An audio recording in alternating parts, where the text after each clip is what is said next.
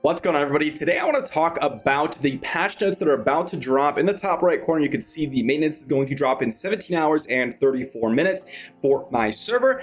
And we have new patch notes, albeit in Chinese, that we had translated. So it is a little hard to understand from that page, but we're gonna go through it in depth. I wanna make it a little bit of a longer video and go a little bit slower through some of the patch notes because it seems like you all want to see a little bit of an in-depth dive. I may do another video on the specific new items that we're going to get, because we are getting new legendary items, which is super exciting. But no more spoilers, we're going to dive right into these patch notes here, which is right here. So this is the Diablo Immortal Chinese version, though I'm not sure if this is like a separate website or a separate, I'm not exactly sure on this one. I've never even seen this one. I just happened to stumble upon the patch notes, but this is translated from just Google Translate, so it could be a little off, but we're going to go through it here. And it looks like to me that this is considered a major update. So as we mentioned earlier, that there's mini and major updates. Mini updates are very small. Major updates are going to be content drops, things like class change, things like legendary items, things like that. But the first thing is that we have limited time, it looks like event, and it seems like it's going to be between the Shadows and the Immortals, and you're going to fight in rounds of battles. And regardless if you're a Shadow or an Immortal beforehand, there will be countless simulations, and it will be like a battle simulation. It looks like anyone that's level 30 can enter the battlefield at a fixed time, so it's a fixed time event. There are 16 places in each of these battles, and one random will be a immortal. So you get turned into an immortal, and the remaining 15 will have to go ahead and fight that immortal. So you're going to get experience, equipment, and random materials as well if you don't quit and you finish it off. And then if you happen to win, you're going to get additional victory chests. So you do want to go ahead and drop in and try this out. I'm not exactly sure when this the fixed time will happen. It is a 1v15, very similar to the Shadows/Immortals fight, and it's going to be open from August 17th to September 14th, so it's about a month long. Doesn't look like it says a specific time here, but keep a note that it said fixed time. So pretty cool. I think this fight in general is a little... it's going to be more exciting, I guess, is what I should say, than the Shadows and Immortals, because the general strategy for that is just to run around the map. But since this is a duel, and you have to go ahead and win the duel, from what I understand, you're going to have to fight the Immortal, and the Immortal is going to have to fight back. So there's going to be some kiting, of course, but it's not going to be just running back and forth, which is annoying. So looks cool. I'm excited to see what the rewards are, because a lot of these events are good based on how good the rewards are. Next up is the Chaos Secret Realm, and then we have a specific, this looks like the background, just a magician is creating something with his past research, and it looks like you will enter the mysterious Chaos Secret Realm by passing through a passage, and it has its own rules, etc., and you have to read the secret realm code. So here we go. Here's the secret realm code. So the Chaos Rift does not allow any equipment and props to enter. Okay. All properties in the Chaos Rift will be reset to their original state. The Rift effects of Chaos Rift will affect all life in the Rift, including monsters and us. Chaos Rift skills limit the skills you can use. It looks like it'll change the scene. It'll have exclusive Chaos equipment. So it looks like our legendaries will be replaced by Chaos equipment, and any bonuses or negatives will be applied to us and the monsters. We have a lucky level. The higher the level, the easier it is to meet high level equipment. Okay, and then we'll give us 5 chances to revive. If you fail, if you run out of revivals, you'll fail. So it looks like you have a limited amount of revivals, which is important, because if this is difficult, you're going to want to make sure you're not dying. So this could be a potentially difficult piece of content. It's got total 15 floors, and we'll get rewards if we go 5, 10, and 15. So it looks like a little bit of a tower mode, and it's just cool rewards. It'll reset every Wednesday. Okay, so every Wednesday, so a weekly content, and it'll refresh the Rift's features and rewards. So pretty cool. It only records the challenge history of the same class. After changing class, you have to need to challenge again, but reward progress will not be affected. Okay.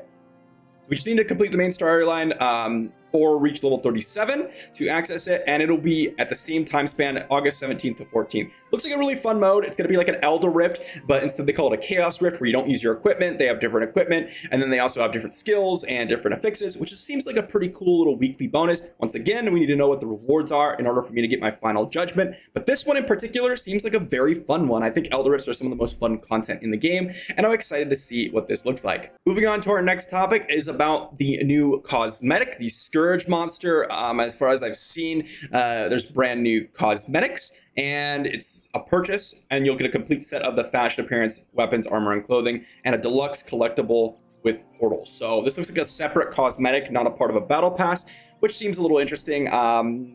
We haven't really seen a whole lot of cosmetics into the game besides the battle pass ones, so this will be cool depending on what it is. Of course, we don't have a picture of it, so I can't really give my opinion on that.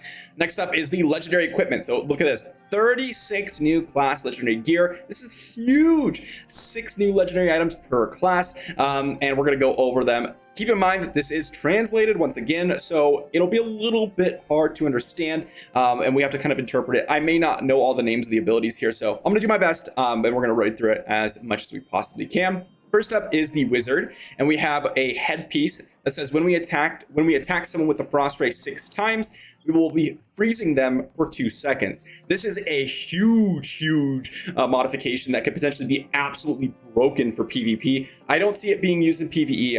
I don't think so. Maybe in challenge rifts. Actually, I take that back. Challenge rifts, this could be actually really good. The only problem with that is that it is a headpiece. You're replacing your teleport that makes you invisible in both scenarios in PvP and challenge rifts. So this one might be a little bit of an interesting one. The shoulders, teleporting also removes the most recently acquired negative status. So a debuff cleanse on your teleport.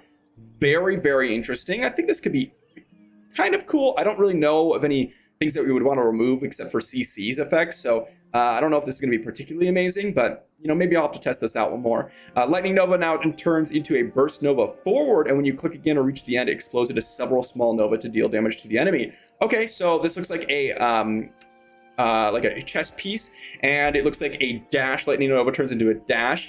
This could be very good in combination with Siphon, so I'm interested to test this one out. I actually really like this idea. It'll really help with just overall mobility. Arcane Cyclone no longer charges, but instead summons an updraft to knock enemies up in the air. Okay, this is Arcane Wind. From what I read here, this looks interesting. Very interesting for PvP, I would say. Frost Armor on the offhand now resists the next 6 damages and applies cold to surrounding enemies while resisting damage. Wow, this is interesting because this will go ahead and immune 6 hits. In PvP, that's pretty nuts. The only thing is that the offhand is the black hole, so that could be, kind of hard to replace. Then we have Pants Meteor, now instantly drops multiple tiny meteors forward, knocking back enemies and causing stuns. Interesting, since it's instant and it stuns and knocks back, I can see this very important for PvP, but other than that, I don't really see a use for it in PvE. Next up is Barbarian. So I'm not 100% familiar with all the legendary items in Barbarian, so I'm going to do my best here. First up, smiley figure head. I'm not sure if these names are perfect here, but taking damage during the Undying Wrath will trigger a raged counterattack, causing damage to surrounding enemies up to once within 0.5 seconds. So I'm not sure if this is, I think it's Undying Wrath, the unkillable buff. So if that's the case, this could be very good if you are trying to dive into the enemies further with that unkillable, which most people are. This could do potentially a lot of damage, and I could see this being very good. Falling Mountain Shoulder, you'll take 20% less damage during Cyclone Strike. I'm guessing this is Whirlwind, and that's huge. 20% less damage is a huge when you're running Whirlwind. I assume that's Whirlwind. Maybe there's a Cyclone Strike that I'm not thinking about, but again, I'm not 100% sure here. When I think this is Furious Charge, collides with the terrain, a shockwave is generated, causing damage to the surrounding area and an additional 1 second stun. This could be very good if you are able to time it with the correct combos. Like if you have a Necro on your team, I believe that counts as terrain. Therefore, you can collide them into a Necro Pillar, which could be very good combo in PvP. I can see this being really good. Main hand grab is changed to a sprint forward, grab the first enemy hits and continue to charge for a while, then jump up and smash in the ground, causing group damage and a slowing effect. This could be really fun for Barbarians. Grab is really hard to get use out of, except to charge at someone already. I think this could be very, very good. Steel Hagfish offhand, the Chain Spear applies a drain mark to the enemy for 5 seconds. When attacking the mark, the enemy gains a life recovery equal to 5% of the damage. So a little bit of a life steal mark on the enemy with Chain Spear. Not sure if this is going to be very, very good. 5% of damage is not a lot. When the leap hits the ground, the enemy will be knocked into the air. I'm not sure if this is Furious Charge or what.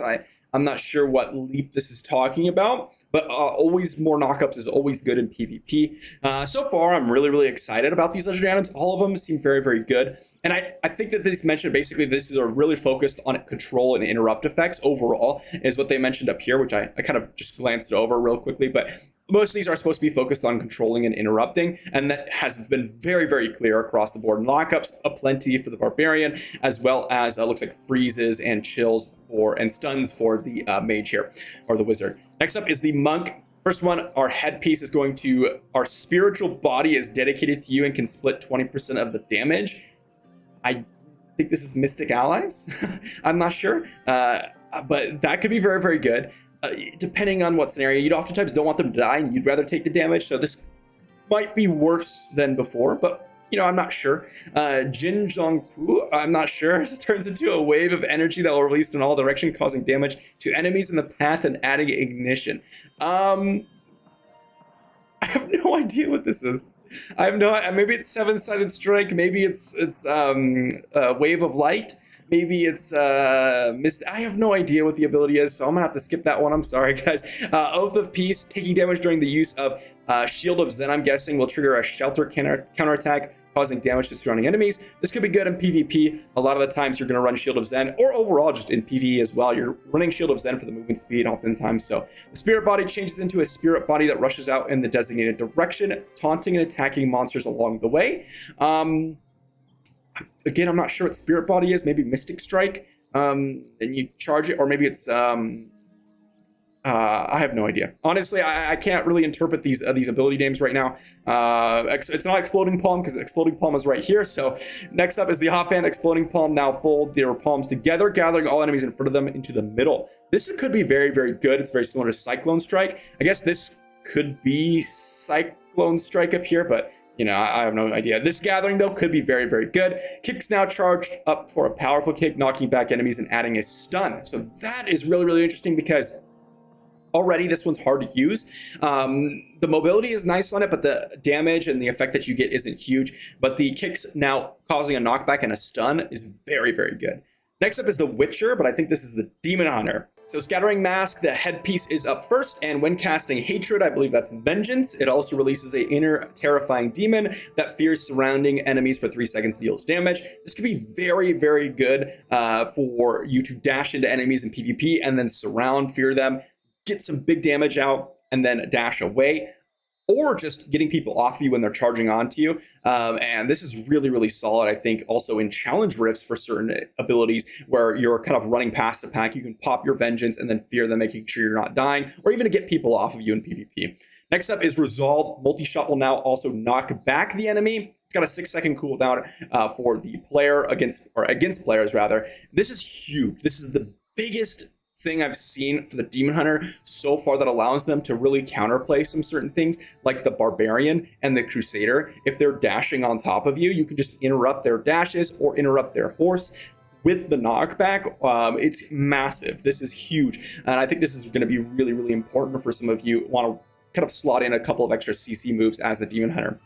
Smoke Bomb now turns into a smoke bomb thrown at the designated location, greatly reducing the vision of the enemy within that range. It's another chess piece.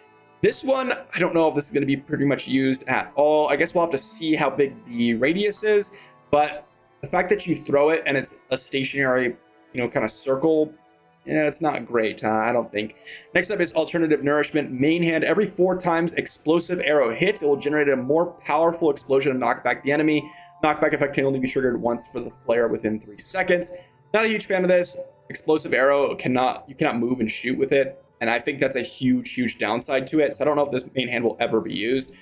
Bang Bang Bow, offhand. Shadow Knife hits enemies with negative status, and its damage is increased by 15%. So 15% damage increase with the continuous damage. If you're not seeing Kyra Mobile's video on that, I think this could be very, very good in that build. But other than that, I'm not seeing a big use out of this. Next up, buckle belt pants. The fan of knife trap becomes a hatred trap. When triggered, nearby enemies are imprisoned for 3 seconds and our damage is increased by 30%. This could be big in PvP. The only problem is that you might want to up the arming time, so that would require, I believe, a chest piece.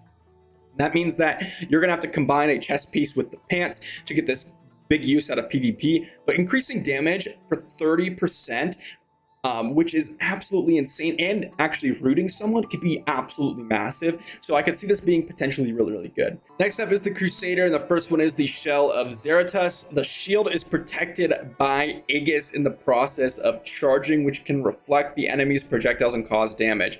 I'm not sure what the shield means. Maybe headpieces are usually banner modifications. Potentially this is spinning shield it's talking about. If this is spinning shield and you're charging it up, like you're throwing it and it reflects enemy projectiles, this could be very, very interesting. I'm not 100% sure, but reflecting enemy projectiles and causing damage is potentially really, really good. So I would have to understand this a little bit better off. I can't think of what ability it's talking about off the top of my head besides maybe spinning shield. Cataclysm Shoulders increases damage dealt by 10% during Holy Light Shield. This is probably the Conjuration of Light Fire version, or just in general, which is huge because oftentimes you're running that immunity and then you can slot out, even though it's going to reduce your duration, increasing damage dealt will be bigger for certain areas of the game like dungeon runs. So I could see this being potentially really, really solid. Heavenly Retribution now summons Heavenly Thunder to strike at the specified target location, dealing continuous damage. Heavenly Retribution. I believe is that the second version of Falling Sword? I'm not 100% sure on this one either, to be honest. So I'm not 100% sure on the damage either, because it depends on how much damage it really does. But if this does a lot of damage, it could be potentially good. The only problem is that this replaces either your Horse modification or your Conjuration of Light modification, which are both pretty impactful, honestly. In PvE, it's less so. You might be able to get use out of this in PvP. Next up is the Throne of Suffering. Main hand's sweeping strike now turns into a throwing of chain hammer, forming a storm that slowly drags enemies along the way forward. This could be very good in PvP. A thrown version of sweeping strike, I'm guessing. That's main hand is usually what modifies that, which means that you can just throw someone and drag them along. The names on these abilities is really hard to kind of interpret here. Next up is Scourge, also increases damage by 3% for each enemy hit, up to a maximum of 15%. Scourge, unsure on that entirely. I have no idea what Scourge is. Yeah, I just don't have I have no idea what Scourge is. Maybe it's like Shield Glare or Spinning Shield. Offhands are usually those. So again, maybe it's Shield Glare, maybe it's Spinning Shield. If it's one of those, could be good because it increases damage dealt, and percentage modifications are very, very good generally. Next up is Pants. Warhorse Drag now ride a Thunder Warhorse to continuously shock random enemies around, and enemies who are shocked 3 times will enter a stun state. This is unfortunately not going to be used, I think. I think that in PvE, you're going to want your Fire Horse, and then in PvP, you're going to want your Cavalier's Courtwear so you can actually knock people around. The fact that it takes 3 times to stun people, I guess it depends on how quick it is. If it's very, very quick, it could be potentially useful, but I don't know if it will replace the knockback horse, honestly. And you might get knocked off your horse before you get any stuns, so it really depends on how fast it is. First off is the Spiritual Deed for the Necromancer, and it says 20% of the damage you take is borne by the Stone Demon. I guess that's the Stone Golem. I'm not sure how tanky it is. It could potentially be good, but generally you don't want your summons to take damage because you want them to live and do damage for you, and you'd rather take the damage yourself. So not sure about that. Piercing Stab also knocks enemies back. Another knockback for the Necromancer is actually pretty big with Bone Spikes and Bone Pillar. This could be potentially good, but I'm not sure what the shoulder piece replaces. So for the Necromancers out there, you have to tell me what shoulder is replacing for this to even be used. Next up is Invisible Binding. When the Ghost is used, I believe that's Wraith form, it will remove the imprisoning, slowing, and cold state from the body. So basically a CC cleanse for the most part, which is a very, very good, yeah, just a very, very good CC cleanse. Scythe now throws a helical scythe forward, knocking enemies back and dealing multiple damage over time. Scythe no longer charges. This could be very, very good. From what I remember of the main hands, oh, I can't remember what the main hands were now that I think about it, but just one of knocking enemies back and dealing damage. I think this could be potentially really, really good for PvP scenarios. Offhand, the Wraith now summons an uncontrolled, powerful Wraith that roams randomly and deals damage to enemies it passes through, now charges up to 2 times. So, Ghost and Wraith, maybe this is Wraith form and this is something else, or Skeletal Mages here, I'm not sure. So, this seems like Wraith form, and Wraith seems like maybe Skeletal Mage. Not 100% sure, but this could be good depending on how much damage it actually does. Curse of Darkness now generate Cursed Eyes, which continuously taunt surrounding enemies. Depends on if this can taunt outside of just common enemies. If it could taunt players, it could potentially be really, really good. You could just be a potentially full CC Necro already, but even further annoying. So very, very interesting legendary items across the board. And I think the big winners, if I'm being honest, I think that the Demon Hunter has got some really, really amazing abilities here for CC. And I think that the Wizard, honestly, has some really, really great abilities. And probably a nice runner-up is going to be Barbarian. To be fair, I don't understand all of this stuff because it is a Chinese translation. So hopefully we'll get a little bit more information on it later. Next up, we have the reincarnation of the Ancestors Path. Ancestors have always been by our side, and the Ancestors Road will be open at 3 on August 23rd, server time zone time, and we're going to follow the guidance of the Ancestors, increase the level of the power, and we'll receive rewards. So looks like a mini event. Not sure, we don't have much information on it, but we're going to get the new themed series appearance as well as rewards. Again, we'll have to see what the rewards are. Then we have the monthly tour. Every night in the dreams of the hermits, a mysterious moon rises, profits and losses flow, and the brilliance fades away. Complete the task of the hermit of the moon, offering the shimmering light of the moon from the new moon to the hope. The full moon will also meet your expectations. Participating in the lottery will now have the opportunity to get rich game props, as well as you have the opportunity to win the Xbox Series X console. So, I'm not sure what this is.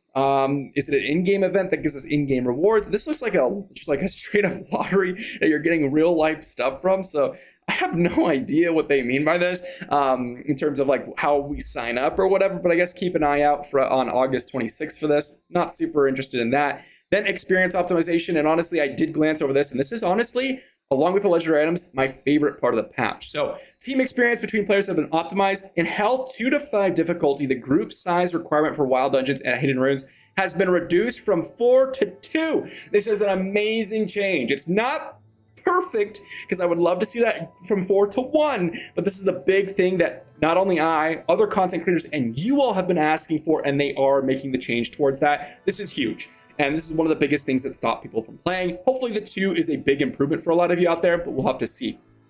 Next up, if more than 4 people participate in the team, an additional treasure chest will be dropped when the dungeon is completed. It has to be opened by 4 people. If it's the same treasure chest in the regular game, this doesn't matter at all. The dungeon of the high level hell is more difficult, and 2 people will face greater challenges. So, okay, so this is important though. 2 people, it'll be harder. I guess I'll have to test it and see. Is 2 people really difficult? And if it is, it might just be still optimal to run 4 people, but that's fine as long as we have the option, right? Would love to see that 1 person though. I would love to see it be dropped to 1 person. Then we have optimized the related experience of matching teams. The Demon's God's Gaze of Desolation, Gorgosia has arrived. This looks like Growth and Conquest add a new chapter to challenge Gorgosia's mission and objective. Okay.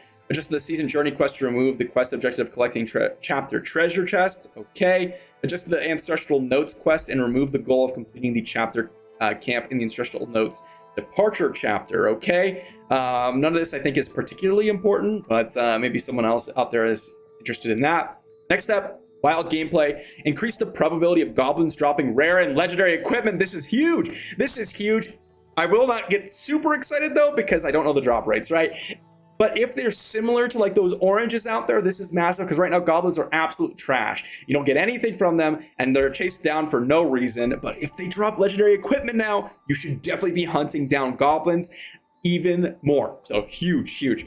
Adjust the battle pass experience or the battle experience of wild bosses. Okay, hopefully that's an increase. Dungeon gameplay has been adjusted. The combat experience of the the Cavern of Echoes dungeon, and the display of recommended battle levels for Immortal Rifts. Okay. Cool. I guess Cavern of Echoes had, I don't know, whether it's like a poor experience in the Coward of Echoes. I'm not sure. I didn't really notice that a whole lot. So I don't know. Optimize the matching logic of War Hymn of the Holy Relics, making it easier for people to match the match. The opening hours of the Treasure House are adjusted from 12. Okay, so this looks like... Okay, I'm really confused about this. I'm not sure about Treasure House, and maybe this is like Corvus Expedition or Vaults or something. I have no idea. The Vaults, maybe? Or Hymn of the Roller Rack. I have no idea.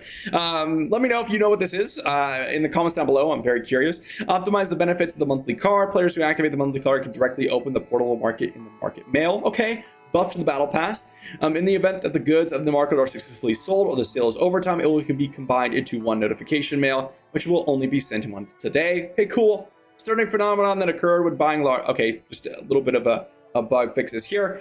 The craftsmen in the sanctuary have instilled energy from the world stone for the class transfer standby equipment, and the transfer standby equipment can carry on the essence of...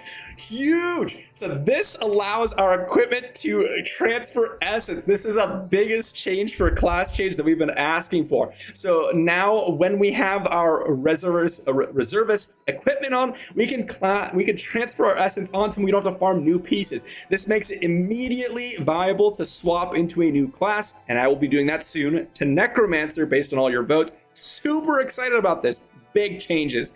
And then we have just some inscription skills for the Wizard's Teleport and the Demon Hunters, as well as the Crusader has been kind of fixed. And then the related experience of adding friends. Okay, cool. So very, very interesting. And it looks like the elevator stage has been fixed where you can't skip the Phoenix or the elevator in Tomb of Fihir. So very, very amazing patch. I'm really excited about the new legendary items. I'm really excited about the quality of life coming into the game. This is a big patch. And honestly, these new game modes seem very, very fun.